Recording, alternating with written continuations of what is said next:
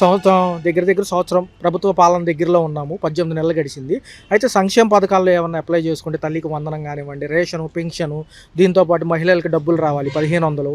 దీంతోపాటు ఏంటంటే ఈ యొక్క స్కూల్కి వెళ్ళే పిల్లలకి డబ్బులు ఇవ్వడంతో పాటు ఫీజు రింబర్స్మెంట్లు చదువుకునే వాళ్ళకి ఏమన్నా ఉన్నాయా? లేకపోతే ఇంట్లో వికలాంగులకు కానివ్వండి, ఏమైనా కొత్త పెన్షన్లు కానివ్వండి, రేషన్ కార్డులు కానివ్వండి, ఏమైనా ఇబ్బందులు ఉన్నాయి?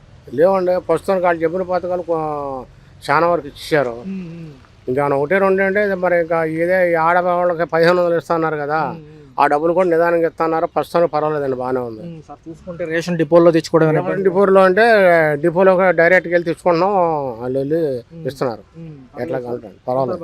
సార్ రోడ్ల వ్యవస్థ ఎలా ఉన్నాయి? ఓట్లు అంటే ప్రస్తుతానికి మరి ఇప్పుడు ప్రస్తుతానికి లైన్లోనే ఉంది కనుక రేపు అంటే ఒక 3 నెలల తర్వాత చెప్పాలి నోట్లు ఎట్లా ఉన్నాయి ఏంటి అన్నాయి. ఇప్పుడైతే ప్రస్తుతానికైతే అంతా ఒక మీద ఉన్నారు కనుక రేపు పొద్దున పంచాయతీ ఎన్నికలు అయిపోయిన తర్వాత ఓట్లు ఎలా ఉన్నాయి, అసెంబ్లీ ఓట్లు ఎట్లా ఉంటాయి అనేది చెప్పుకోవడానికి అవకాశం ఉంది. ఇప్పుడైతే చెప్పే ఛాన్స్ లేదండి. ఏమంటారు సార్ మీ అభిప్రాయం ప్రకారం? పంచాయతీ రేపు పొద్దున పంచాయతీలు అంటే మరి ఇద్దరు పోటీలు పడారు కదా, మా పవన్ కళ్యాణ్ గారు మా వాళ్ళని పట్టాలంటారు, మా చంద్రబాబు గారు మా వాళ్ళు అంటారు, జగన్ గారు మా వాళ్ళు ఉంటారు. ఈ 3 ముక్కలు ఎట్లా ఉంటుందో తెలుసుకోవాలి. అప్పుడు కానీ చెప్పాలి, కానీ ఇప్పుడు ఏం చెప్పడానికి సరిపోదు. మాజీ ముఖ్యమంత్రి గారు ఈ నిమిత్తం కూడా బస్సు యాత్ర అంటున్నారు. ఒక 60 జిల్లాలు తిరుగుతాను, ఓడిపోయిన చోట గెలవాలనేది వాళ్ళ నినాదం. మరి ప్రజల ఆకాంక్ష ఎలా ఉంటుంది? ప్రజల ఆకాంక్ష అంటే మరి ఆయన తిరుగుతానంటే మరి తిరిగి మరి ఎంతవరకు సాధించగలడో ప్రస్తుతానికి తెలియదు. ఇప్పుడు ప్రస్తుతానికి వాళ్ళు ప్రజెంట్లో ఉన్నారు కనుక ఈయన ఏం చెప్తాను ఇంటారు వస్తారు, కానీ ఓట్లు ఎప్పుడు వేస్తాడో వాళ్ళు నికరంగా లేదు, ఓటర్లు నికరంగా లేరు, నాయకులు నికరంగా ఇటు వాళ్ళు అటు వాళ్ళు పోతున్నారు. ఈ ఓట్లు కూడా ఇప్పుడు వేస్తాడు, ఈసారి వేస్తాడో రేపు పొద్దున వేస్తాడో తెలియని పరిస్థితిలో ఉన్నారండి. గతంలో కొన్ని ఇళ్ల స్థలాలకు బాండ్లు ఇవ్వడం లేకపోతే కాగితాలు ఇవ్వడం జరిగింది. కాగితాలు అంటే చంద్రబాబు నాయుడు గారు ఒక కాగితాలు ఇచ్చాడు పోయినసారి, ఆయన దిగిపోయి ముందు లాస్ట్ ఫైనల్లో. మళ్ళీ తర్వాత ఈయన కూడా కొన్ని ఇచ్చాడు, ఈయన ఇచ్చాడు, కొన్ని ఖాయమని కొన్ని కావాలా. మరి ఇప్పుడు చేస్తానని చంద్రబాబు నాయుడు గారు అన్నారు పోయినసారి. 5 లక్షల గృహాలు గృహప్రవేశం అంటున్నారు. స్టార్ట్ చేయలేదు కదా, మరి స్టార్ట్ చేస్తే బాగానే ఉంటుంది, శుభ్రంగా ఆయన కూడా మంచిగా చెప్పుకుంటారండి జనం. పవన్ కళ్యాణ్ గారు పనితీరులు ఎలా ఉన్నాయి? పవన్ గారు తన ప్రస్తుతానికి ఇప్పుడైతే బాగానే ఉంది, తర్వాత ఎట్లా ఉంటుంది అదే పొజిషన్ ఆయన ఉంటే బాగుంటుంది.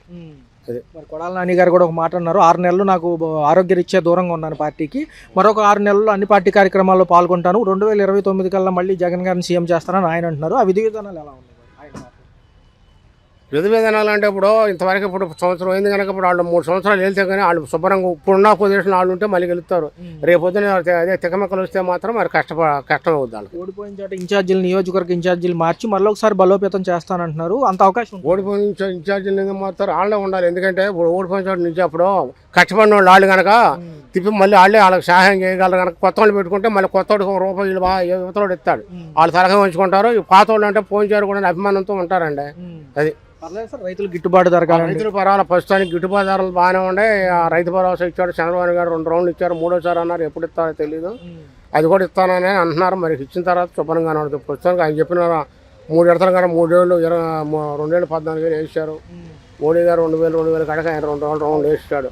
అది 2029కి ఎలా ఉండబోతుంది? చంద్రబాబు గారు ఏజ్ రీత్యా ఇటు సీఎం జగన్ గారు కానివ్వండి, ఇటు పక్క లోకేష్ గారు కానివ్వండి, ఇటు పక్క మరి చూసుకుంటే పవన్ కళ్యాణ్ గారికి ఇస్తారు. ఇప్పుడైనా సార్ పవన్ కళ్యాణ్ గారు చంద్రబాబు నాయుడు గారికి అవకాశం ఉంటుందండి. ఆయన ఎప్పుడైనా అప్పుడు తప్పు మాట్లాడినా తర్వాత రైట్ చేసుకునే మనిషి కనుక చాలా వరకు చంద్రబాబు నాయుడు గారు పర్వాలేదండి.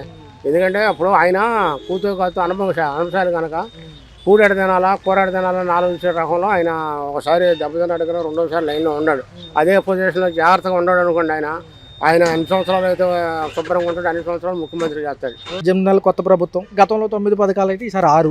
ఏవైనా కానీ మాట ఇచ్చాం కాబట్టి ఇవ్వక తప్పదు, డబ్బులు ఎక్కడి నుంచి అని తీసుకురావాల్సిందని బాబు గారు అంటారు. కొంచెం అర్థం చేసుకోండి, కొంత సమయం ఇవ్వండి, అన్నీ చేస్తామంటున్నారు. ఏమంటారు? బాగుంది ప్రభుత్వం. అప్పుల్లో ఉన్న ప్రభుత్వాన్ని లాక్పోతున్నాడు. రాజధాని అని 3 రాజధానులు అన్నాడు, ముక్క చెక్కలు చేశాడు. రౌడీజం పెరిగిపోయింది. సామాన్యుడు నోరు మేత కూడా బతకడానికి వీల్లేదు. ఇప్పుడు పరిస్థితి బాగుంది, గొడవలు లేకోకుండా చక్కగా ఎవడ పని ఆడు చేసుకుంటున్నాడు. రైతు వారికి బాగుంది.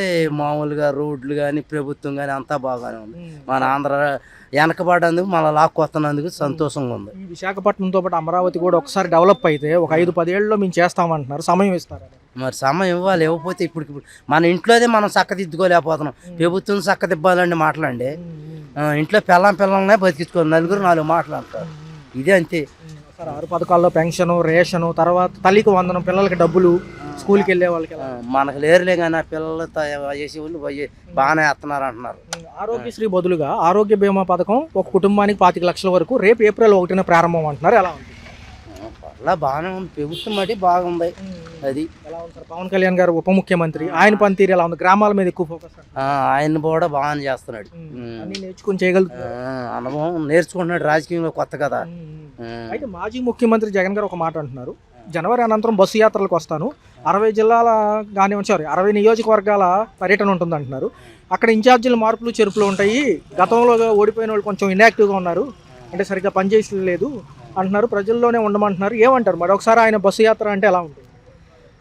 ఆయన యాత్ర ఏదైనా ఇక ఏదే అండి, ఇదిగో రాయి పెట్టి కొట్టాను, కోడికత్తులతో కొట్టారని అంటున్నారు చూడు. ఇది అంత నాటకాల ప్రభుత్వం ఏం లేదు రాజకీయంకి వచ్చి. అది కొడాలి నాని గారు కూడా ఒక మాట అన్నారు, 6 నెలలు నాకు ఆరోగ్యరీత్యా నేను బయట ఉన్నాను, పార్టీ కార్యక్రమాలు పట్టించుకోలేదు, మరొక 6 నెలల్లో నేను ముందుకు వస్తాను, ఈసారి 2029లో జగన్ గారిని సీఎం చేస్తానంటున్నారు. నమ్ముతారా నియోజకవర్గ ప్రజలు? నమ్మరు, కొడవల నాయని అసలు నమ్మరు.